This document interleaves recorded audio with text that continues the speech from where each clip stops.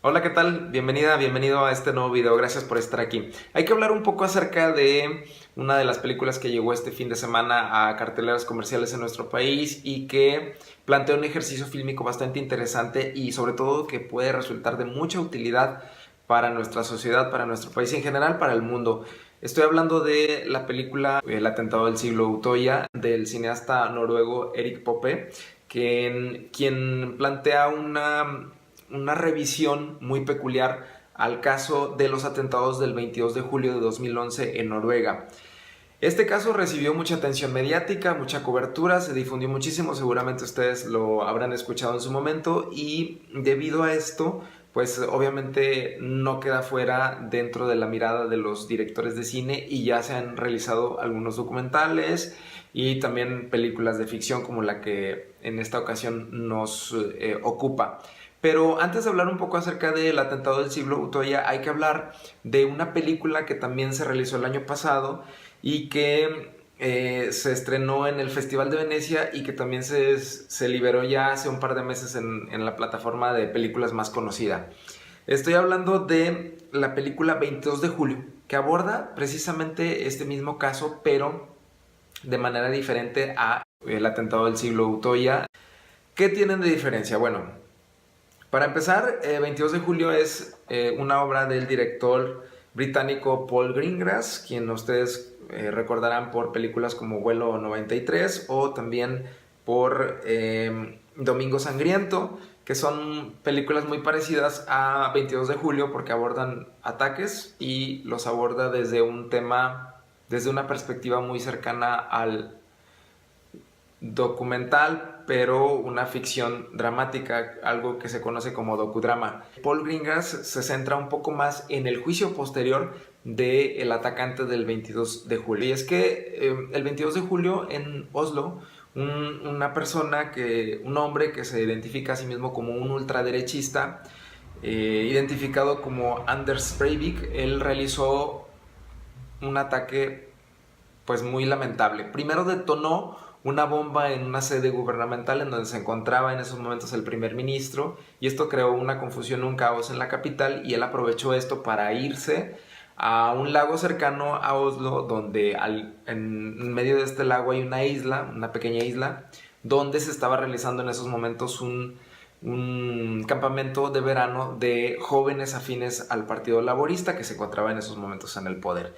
Y él entonces se hace pasar por un policía, esto lo podemos observar claramente en la película de Paul Greengrass, y se hace pasar por policía, puede ingresar a la isla y estando ahí inicia su segundo objetivo, que era el de realizar una cacería humana, literal, con rifle en mano, y empieza a perseguir a los jovencitos, incluso a niños, por todos los rincones de esta isla y ellos se encontraban atrapados en ese territorio.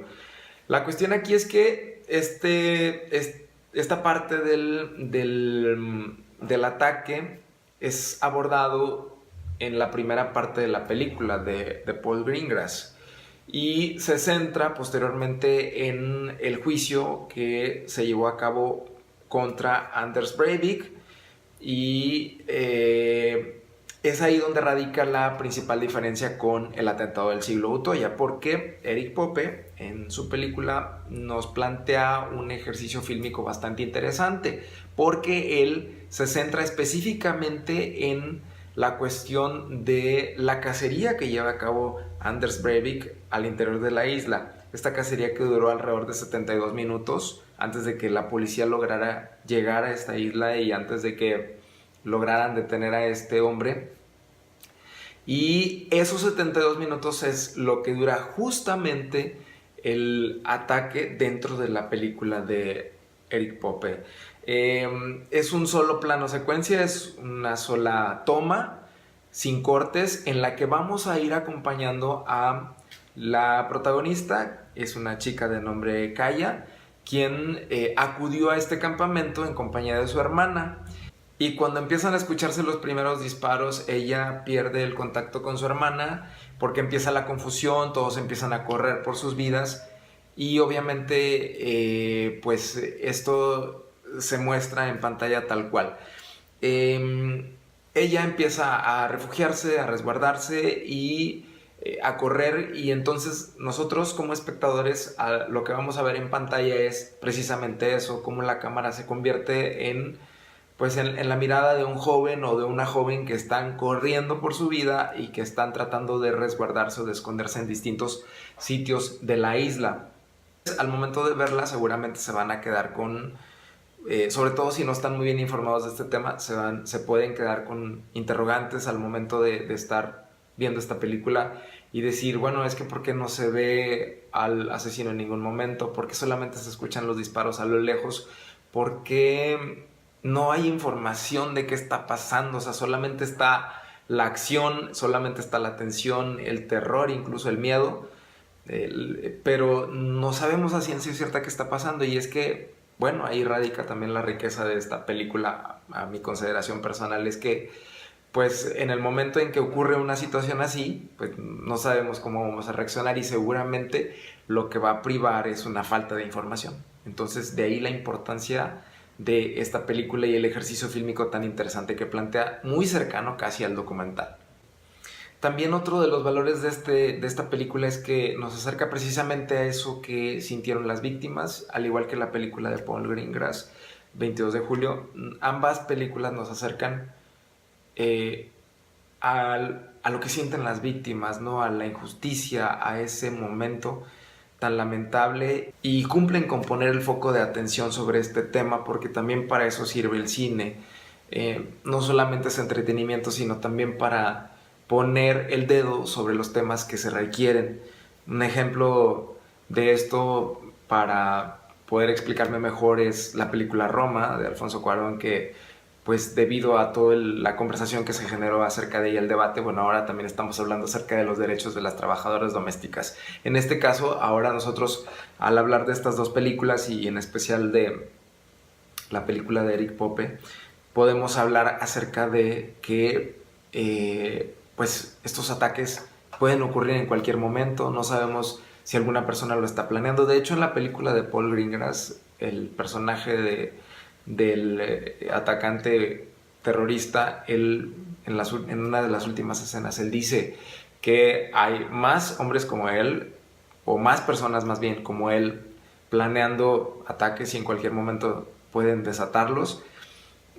Quiere decir que eso no se acaba con él. Entonces, bueno, eso nos puede servir a nosotros para también, pues, hacer un poco de reflexión al respecto, ¿no?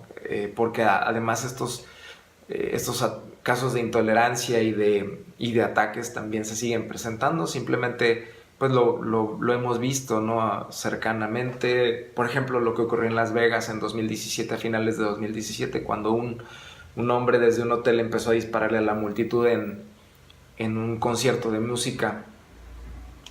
O lo hemos visto también en otros ataques que a lo mejor no son por causas de terrorismo o no son por causas de ideología política, pero sí son por causas de diferencias religiosas o por diferentes causas. Pero la verdad es que estos casos pues se pueden seguir presentando en cualquier momento y en cualquier lugar, y de ahí la importancia de que estas películas nos sitúen en el papel o nos pongan en perspectiva a las víctimas, y que sí nos presenten a la persona que hace estos ataques, pero que nos sirvan para conocerlos más, ¿no? Y pues de cierta manera identificarlos, y que las autoridades también se pongan las pilas al respecto para poder prevenir estos casos si es que se pudiera. También algo interesante que me gustaría destacar es que Eric Pope, el director de El atentado del siglo Utoya, anteriormente fue un periodista en países en conflicto, y esto seguramente le da la sensibilidad necesaria para poder llevar a cabo esta película de este tipo. Y bueno, esto le da un valor agregado también, porque lo que en algún momento él pudo haber visto como noticia, hoy lo presenta de forma muy diferente a través de una película, y esto es uno de los grandes valores que tiene Utoya, el atentado del siglo Utoya. Así es que bueno, esta película está en cartelera, espero que se den la oportunidad de verla y pues que me compartan sus comentarios y sus apreciaciones. Nos vemos en el siguiente video.